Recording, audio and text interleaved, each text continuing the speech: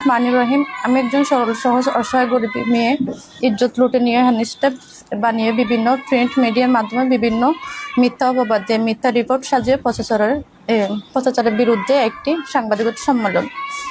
আমি মশাক্রকারী আনোয়ার আক্তার লিমা, পিতা মোহাম্মদ মোবারক হোসেন, মাতা শরীফা খাতুন, বাড়ি ডেকোরেশন বিলাত হোসেন বাড়ি, ৩ নং মঙ্গলকান্দি, সোনাগাজী, ফেনী।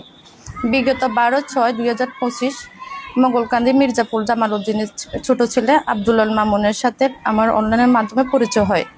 পরিচয় হওয়ার পরে প্রতিনিয়ত আব্দুল আল মামুন আমাদের বাসায় আসা যাওয়া করত এবং বিভিন্ন বিয়ের প্রতিশ্রুতি দিয়ে আমার সাথে অবৈধ সম্পর্ক গড়ে তোলে, যা আমাদের পারিবারিক ও সমাজের জন্য অন্যায়।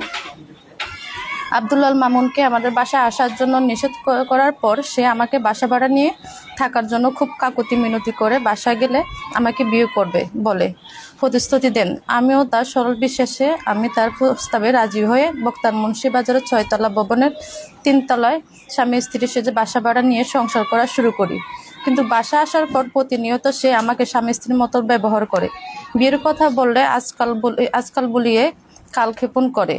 বাসার মালিক তার চালচলন দেখে বিগত 20/4/2026 আব্দুল আল মামুন বাসায় আসার পরে তার কাছে আমাদের বিয়ের ডকুমেন্টস দাবি করে, কিন্তু আমরা বিয়ের কোনো ডকুমেন্ট দেখাতে না পারার কারণে বাসার মালিক ও এলাকার গণ্যমান্য ব্যক্তি ও সাবেক চেয়ারম্যান দাউদুল ইসলাম মিনার সাহেবকে ডেকে নিয়ে আসে। ওরা আসার পর এলাকার গণ্যমান্য ব্যক্তি ও সাবেক চেয়ারম্যান সাহেব আব্দুল আল মামুনকে জিজ্ঞাসা করে সে আমাকে বিয়ে করবে কিনা। সে সবাই সাথে জানিয়েছে সে আমার সাথে বিয়ে করবে না, সে আমাকে নিয়ে টাইম পাস করছে। তখন এলাকার গণ্যমান্য ব্যক্তি ও চেয়ারম্যান সাহেব ক্ষিপ্ত হয়ে আমাকেও আব্দুল আল মামুনকে থানায় সাবদ্ধ করে। থানা যাওয়ার পর চেয়ারম্যান ও তার আত্মীয় স্বজনের মাধ্যমে নেগোসিয়েশন হয় যে এখান থেকে বের হয়ে আমাকে বিয়ে করবে এবং আমার বাসা ভাড়া, মুদির দোকানের বাকি ও হালতি টাকা সহ মোট 60,000 টাকা আমাকে বুঝিয়ে দেয়। কিন্তু থানা থেকে বের হয়ে আসার পর 22/4/2026 তারিখে সকালবেলা বক্তা মসজিদ বাজার থেকে বাসা চেঞ্জ করে মমতাজ মিয়ার বাজারে বাসা নিয়ে আসার পর তার খামারে মুরগির বাচ্চা উঠাবে বলে ওই 60,000 টাকা থেকে 40,000 টাকা আমার থেকে নিয়ে যায় আব্দুল আল মামুন।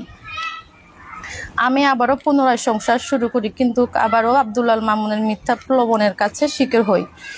কিন্তু প্রতিনিয়ত বিয়ের প্রলোভন দেখিয়ে স্বামী স্ত্রীর মতো ব্যবহার করিতেছে। কিন্তু হঠাৎ করে বিগত 26/5/2026 আব্দুল আল মামুনের বড় ভাবি ফোন করে বলে আব্দুল আল মামুন গতকালকে বিয়ে করে ফেলেছে। আমি নিরুপায় হয়ে তাদের এলাকার গণ্যমান্য ব্যক্তি এবং চেয়ারম্যানের কাছে যাই। ওনার সাথে যোগাযোগ করি। ওনারা অনুমতিক্রমে আমি আব্দুল আল মামুনের বাড়িতে যেয়ে উঠি। ওইখানে যাওয়ার পর আব্দুল আল মামুন ও তার খালাতো বোনের জামাই, সাবেক আওয়ামী লীগের দূষর, বর্তমান এনসিপির নেতা তাহমিদুল ইসলাম দুজনে আমাকে মারধর করে এবং আমার স্পর্শকাতর স্থানে হাত দিয়ে শ্লীলতাহানি করে। আমাকে পিছন থেকে মোবাইল দিয়ে ভিডিও ধারণ করে বিভিন্ন প্রিন্ট মিডিয়া ছড়িয়ে দিয়ে মানসম্মান নষ্ট করে।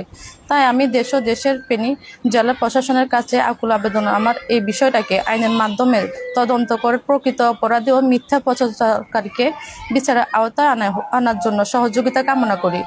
আমি বর্তমান অনেক নিরাপত্তাহীনতা ভুগতেছি। আব্দুল আল মামুন ও তাহমিদুল ইসলাম আমাকে এবং আমার পরিবারকে প্রতিনিয়ত পানে মেরে ফেলার ধামকি দিচ্ছে।